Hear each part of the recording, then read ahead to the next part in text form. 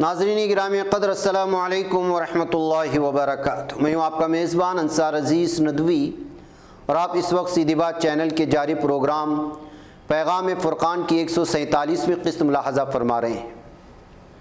ناظرین گرامی، سورہ بقرہ کے آج ہم یہ ایک آیت یعنی آیت نمبر 172 اور 173 کی تفسیر پیش کریں گے۔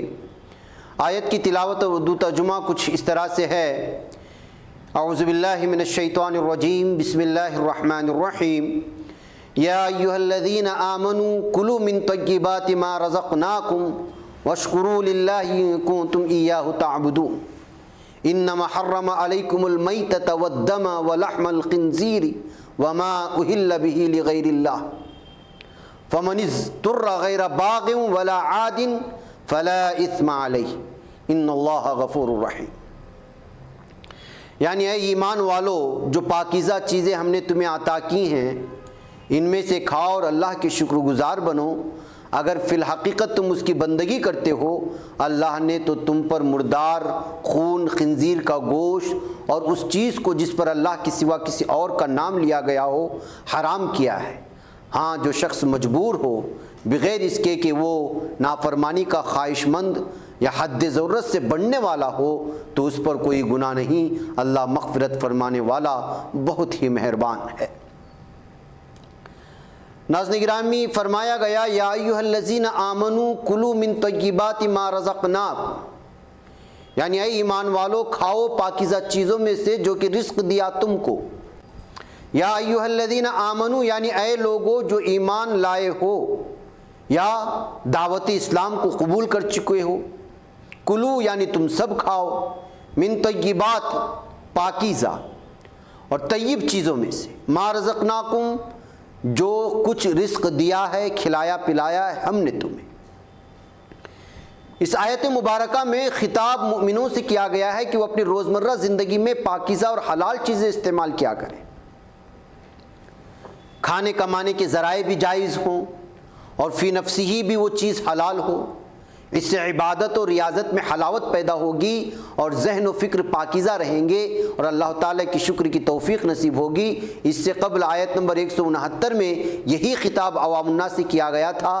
پھر آگے فرمایا گیا وَاشْكُرُوا لِلَّهِ إِن كُنتُمْ إِيَّاهُ تَعْبُدُونَ، یعنی اور شکر کرو اللہ تعالیٰ کا اگر تم خاص اس کی ہی عبادت کرتے ہو۔ وَاشْكُرُوا لِلَّهِ، اور تم سب اس کا شکر ادا کرو، اللہ تعالیٰ کی عطا کردہ نعمتوں پر اس کا ممنون اور احسان مند ہونا اور اپنی جبین نیاز اس کی چوکٹ پر چکا دینا، نیز اس کے احکام کی پیروی کرنا اور اس کی رضا کے لیے اس کے بندوں کی خدمت کرنا اور زندگی عجز و خاکساری سے گزارنا، شکر کا حق ادا کرنا ہے۔ زندگی کے ہر معاملے میں احکام الہی کو بجا لانا یہ صرف صوم و صلات تک محدود نہیں ہے، بلکہ سیاسی، معاشی، معاشرتی، ملکی اور بین الاقوامی تمام کے تمام امور میں شریعت اسلامیہ کو سامنے رکھنا ہے۔ ایاہو کے الفاظ زور بیان پیدا کرنے کے لیے بیان ہوئے ہیں یہاں پر۔ اور پھر آگے ارشاد فرمایا گیا انما حرم علیکم المیتۃ والدم ولحم الخنزیر، یعنی بلا شبہ اس نے حرام کیا ہے تم پر مردار اور لہو اور خنزیر کا گوشت۔ انما یعنی بلا شبہ، انما ایک کلمہ شروع میں زور پیدا کرنے کے لیے آتا ہے۔ حرمہ اس نے یعنی ہمارے خالق و مائنات، خالق و مالک نے حرام کیا ہے، علیکم یعنی کہ تم پر، المیتۃ یعنی مردار، یہاں پر اس مردار کا ذکر نہیں ہو رہا ہے جس کا کھانا پہلے ہی حرام ہو جیسا کہ گدھا، گھوڑا، بلکہ اس حلال جانور کا ذکر ہو رہا ہے جو طبعی موت سے یا کہیں گر کر یا لاٹھی لگنے سے یا کسی دوسرے جانور کے سینگ کی ضرب سے، مثلا بکرا گائے کی سینگ سے، ان سب صورتوں میں حرام ہے۔ طبی نقطہ نظر سے بھی حلال جانور کو ذبح کرنے سے فاسد مادے کے خون کے ذریعے خارج ہو جاتے ہیں اور یہ گوشت کھانے سے انسان بیماریوں سے محفوظ رہتا ہے۔ ناظرین یاد رہے کہ شریعت کا ہر حکم انسان کے فائدے کے لیے ہے۔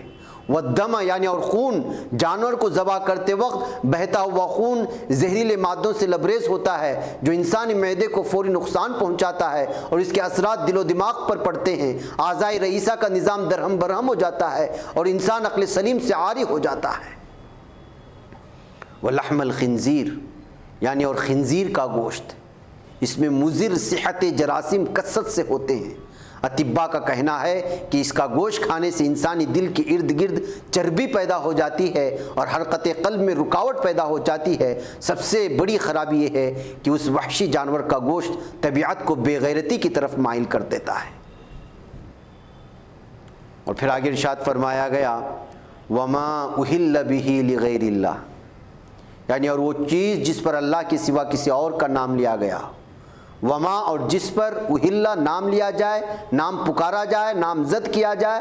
اصل میں ہلال نئے چاند کو کہتے ہیں، چاند نظر آنے رویت ہلال کہتے ہیں، اور اجابت الاحلال کے معنی چاند نظر آنے پر آواز بلند کرنے کے ہیں، پھر یہ لفظ عام آواز بلند کرنے کے معنی میں استعمال ہونے لگا۔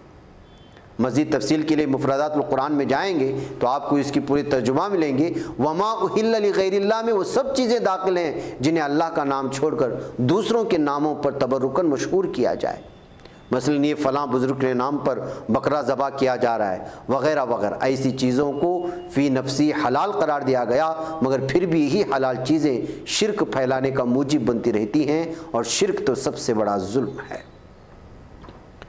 اور پھر آگے فرمایا گیا فَمَنِ اضْطُرَّ غَيْرَ بَاغٍ وَلَا عَادٍ فَلَا إِثْمَ عَلَيْهِ، یعنی پس جو مجبور ہو، نہ تو حد سے نکل جانے والا ہو اور نہ زیادتی کرنے والا ہو، تو اس پر کوئی گناہ نہیں۔ فمن یعنی پس جو اضطرّ یعنی مجبور اور بے بس ہو، کسی ایسی چیز کے لیے مجبور کر دیا جائے جو کسی شخص کے لیے ناپسند اور نقصان دہ ہو، غیر باغین یعنی نہ حد سے نکلنے جانے والا ہو، یعنی وہ اپنے نفس میں ان حرام اشیاء کی خواہش نہیں پاتا ہو یا ان کی خواہش نہ رکھتا ہو یا ان چیزوں کو نہ چاہتا ہو، ولا عادن اور نہ زیادتی کرنے والا ہو۔ یہ لفظ عدو سے نکلا ہے جس کے معنی ظلم کرنے اور حد سے بڑھ جانے کے ہیں۔ فلا اسم علیہ یعنی پس اس پر کوئی گناہ نہیں۔ اور پھر فرمایا گیا ان اللہ غفور الرحیم، بلا شبہ اللہ بخشنے والا مہربان ہے۔ ان تمام ہدایات کی پیروی کرتے ہوئے اگر کسی سے کوئی خطا سرزد ہو جاتی ہے تو پھر اللہ یقیناً انہیں بخشنے والا ہے، کیونکہ وہ رحیم ہے۔ مولانا محمد حنیف ندوی لکھتے ہیں مخصوص حالات جب کہ ہم مجبور ہو جائیں اور ہمارے سامنے موت و حیات کا سوال درپیش ہو تو بقدر ضرورت ان حرام اشیاء کے استعمال کی اجازت مرحمت کی گئی ہے کہ مسلمان کی جان بہرحال عزت و احترام کے قابل ہے، لیکن یہ وہ وقت ہوگا جب کہ ایک طرف کامل اضطرار ہو، مثلا بھوک اور سوائے ان محرمات کے کوئی چیز میسر نہ ہو، اور موت کا خدشہ بلکہ یقین ہو کہ ان کے استعمال سے میں بچ سکتا ہوں۔ ان کے علاوہ معمولی حالات میں جب ان کا بدل مل سکے اور شفا قطعی نہ ہو، استعمال ممنوع ہے۔ ناظرین گرامی، ان آیات سے کیا ہمیں حکمت و بصیرت ملتی ہے؟ ایک مسلمان جس نے اپنے ہر چیز اللہ وحدہ لا شریک لہ کے نام پر قربان کر دی ہو، وہ لذت طعام و شراب کو اپنی زندگی کا مقصد نہیں بنا سکتا۔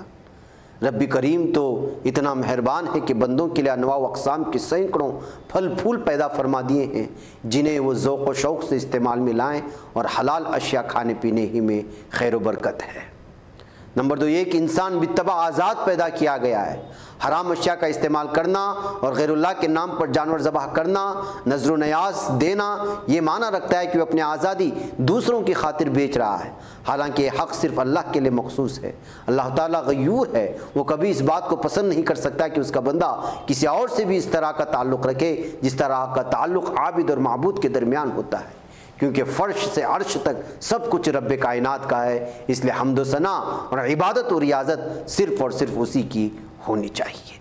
باقی ناظرین گرامی، وقت ہو چلا ہے، مجھے یہاں پہ اجازت ہے، انشاءاللہ پھر آپ لوگوں سے ملاقات ہوگی۔ السلام علیکم ورحمۃ اللہ وبرکاتہ۔